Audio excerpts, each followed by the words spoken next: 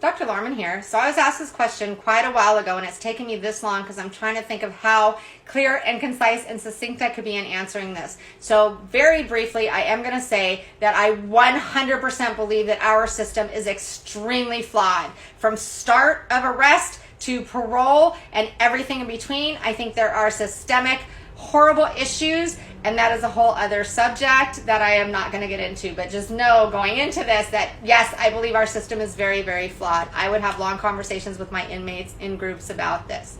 Now, on to the question. Do I believe that the justice system rehabilitates?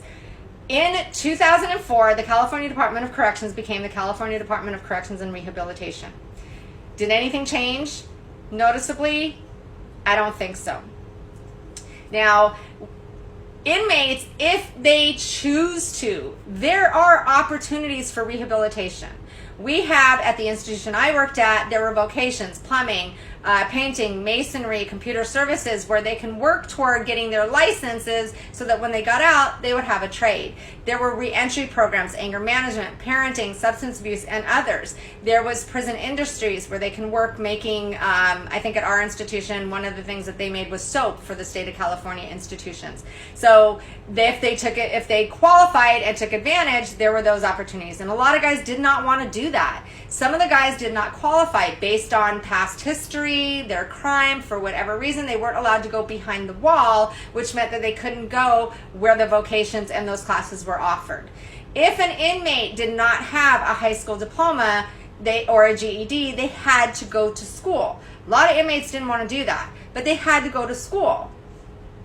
And those that had their GED or high school diploma could go on to college. The prison offered, Coastline College offered college courses, and a lot of my guys were taking psychology, which I don't know how I felt, but good on them. So there were and are programs that can be utilized and taken advantage of if the inmate wants it. I ran a parole group for mental health for guys that were 6 months to the house, which meant they were going to parole in 6 months. And we talked about the transition, not resources. I did give them resources like felon-friendly jobs and state services and county services that they can utilize, but mine was more about changing the mindset. What to expect when you get out of prison, and how we worked on resumes and what to do for job interviews and things like that. I think there needs to be way more of that in prison. I know I offered it, I asked to do it, and I created it, and I did it for my guys, but it was only mental health. It needs to be offered for general population as well. So does it rehabilitate? If the inmate wants it, it's there, but you gotta want it.